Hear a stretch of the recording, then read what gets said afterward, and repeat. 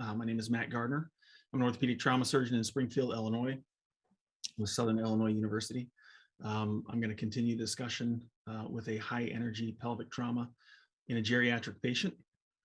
The objectives today, we want to kind of go through the basics of the implant. I think we'll probably hear about this a lot. I'm going to review a video taken from a cadaver on the technique of placing the device. And then I have a case presentation with a high energy geriatric pelvic fracture patient. So just to start kind of the basics of the implant, it's good to know, diameters and lengths before you get started with this. So I think one of the key points with the implant is understanding where your curve starts. And that's going to kind of play into how you start your placement of this device. So keep in mind that the near end of this section, or the section that's going to attach to your insertion device, does not curve. It's about 3.5 centimeters long. So you have to think about that when you're placing that into an area that you're trying to curve. You want it to be straight for the first almost 4 centimeters when you're placing this in. The diameter of that is a little bit bigger than the diameter of the shaft of this, which is 8 millimeters. And then at the very end is a screw tip. And I talk to my residents all the time. I show them a screw and I point at the threads and I say, what are these? And they all say threads. And I say, no, this is a ramp. This is the mechanism that allows a rotational motion to translate into linear motion. So you're turning this screw and the threads are driving this from one end of the bone to the other. So in this situation, the threads on this end are simply to drive the implant from one area of the pelvis to the next. So I'm going to show this video here now of the implant. I'm going to let it play at first and kind of get through the placement posteriorly. You can watch that, and then I'm going to kind of go back and explain everything. So I'll just let this go.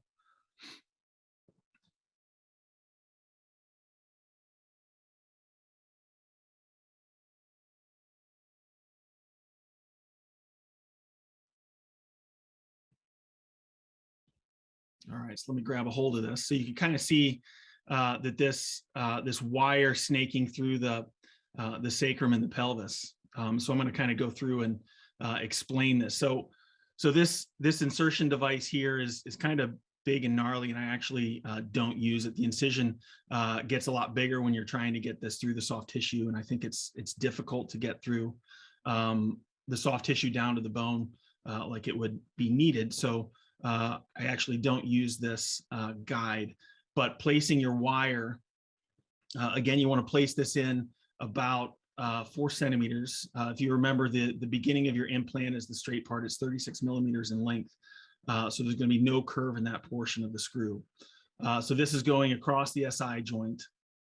And when I'm making my start point, I try to start in a different position than I would with a normal straight screw. And that's going to allow me to put a curve in the implant. And the curve in the implant is what gives stability to what you're trying to fix.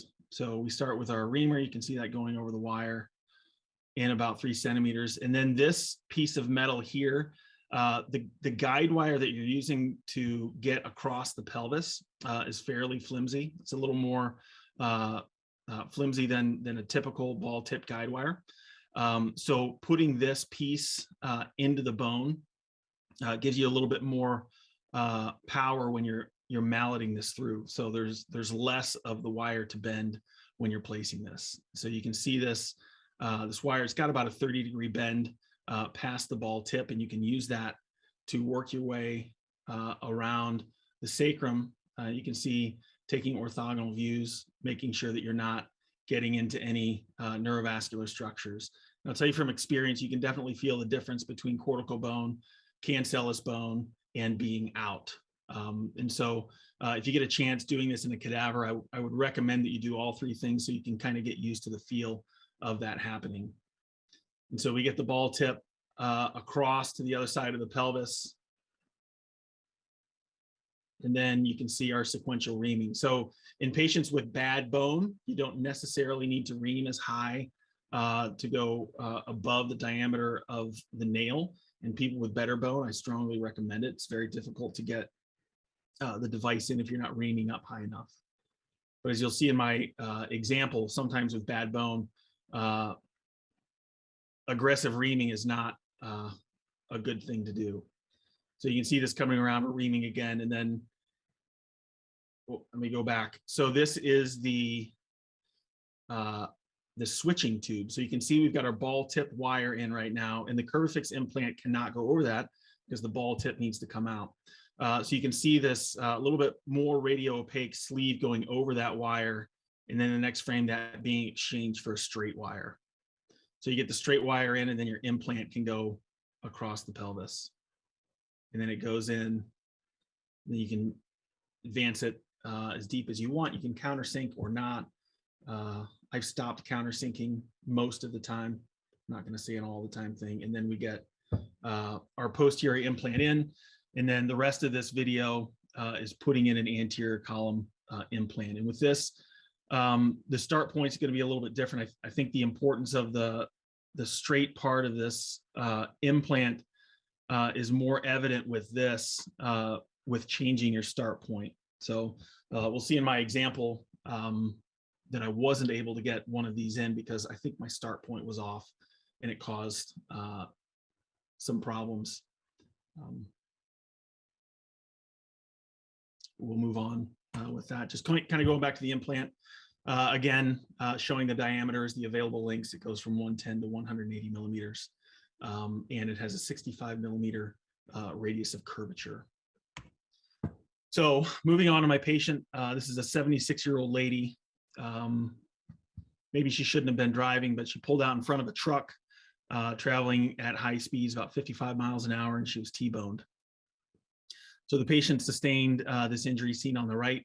This is our initial x-ray. She has kind of an LC2 pelvis. I think it was trying to be windswept, but instead of injuring the left sacroiliac joint, she ended up breaking through her left acetabulum. So she had a transverse acetabular fracture. Other injuries included a splenic laceration, and she broke a few ribs. Other than that, she was okay. So a couple of views here to kind of illustrate her injuries a little bit better. This is an outlet view, and I think this shows the right root fracture and the displacement there. Also shows a right iliac oblique that shows the transverse fracture of the left acetabulum. So a couple of CT cuts showing the compression style injury in the sacrum. This CT shows that she has a little bit of dysmorphism. I don't believe a straight screw would be very easy to get in here, which made this implant perfect for this situation. And then here's a cut showing the injuries anteriorly. So the plan for this patient was to go to the operating room and place 3 CurvaFix implants, one in S1, one in the left anterior column, and one in the right anterior column. And so this is what we ended up getting done. And so what happened here? We got the S1 implant in without too much issue. The right anterior column screw in went fairly well. And then on the left, I believe my start point was a little bit too anterior. So I had my my guide wire down all the way to the symphysis and then began reaming.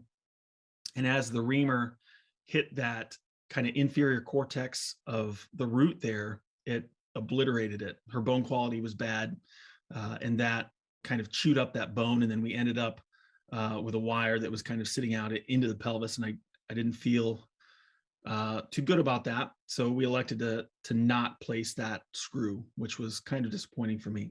But looking back at this, I think there's some issues with the geriatric patient with poor bone quality that I would do different in this situation. So with the poor bone quality, I probably am not going to be as aggressive with my reaming. If I get into a situation where the reamer stops, I'm probably not, first of all, not going to have the trigger down all the way the whole time. I'll be pushing this reamer through with very few spins of the reamer. If it gets caught up, I would go in reverse, or I would try to push it through. And again, I'm not going to ream up to an 8.5 like I would in a patient with really good bone. I would probably get the first reamer in and then use the implant to get through this without removing the bone. I think the bone can be a little bit smaller than the implant if you don't ream it too much. If you place it in there, you may get small microfractures in that, but I think you'll get decent healing in that situation. So we were able to get 2 implants in this patient. Other than the left root, I think everything went well. So here are our postoperative films. We got these immediately after the surgery just to make sure we were happy with our implants and not concerned about anything being in the joint, even though we did that also in the operating room. So in these views, I wasn't completely sure that everything was out of the joint. So we got CT scans, and you can see on both of these cuts, these were the closest it came to the joint. That implant is sitting right on the subchondral bone and out of the joint. So I was satisfied with that. This patient actually ended up in a different state. So we finally got her to come back, but it turned out she was in our hospital at our rehab facility for at least a month. So I went back to the physical therapy notes just to see how this patient did. My goal of doing this surgery is to take the patients who have these injuries that we used to not fix, who really couldn't walk, and see if we can get them up and get them ambulating right away. So I was really happy with how she did going through these notes. On postoperative day 3, you can see, according to the note, the physical therapist said the patient is able to stand and shift weight from one foot to the other. At postoperative day 8, the patient walked 22 feet. And then post-op day 15, I put this in there just for the video coming up next. You'll see this patient's personality. He's very entertaining and very interesting. And then on post-op day 25, I think she left on day 27. The note said the patient did well with stairs. So within 1 month, this patient who most likely wouldn't have been able to get up and down stairs, maybe wouldn't have been ambulating, was actually doing stairs and doing well with it. So at 3 months post-op, we finally got the patient to make the drive to come see us. She came in, she had no complaints. She said she's ready to get outside and start taking care of her violets. And she said, I'm using a walker, and then said, well, I'm only using it some of the time. And there was no walker in the room. So I said, well, why don't you get up and show me how you can walk? And I see all these other presentations where doctors have their videos of patients walking, and I very rarely do this. And after this video, I'm probably never going to do it again, because it's maybe the single greatest walking video of all time. I'll let you be the judge. That's what they always say down to the nursing home. Don't fall, don't fall. Don't fall. You know, Yeah. Okay. All right, come back. Wait a minute.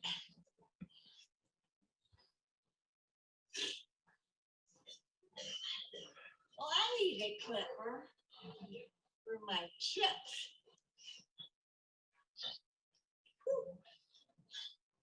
I need a scissors too. I need a clip and a scissors and a finger. Why would I? This is great. I need all 3 of them.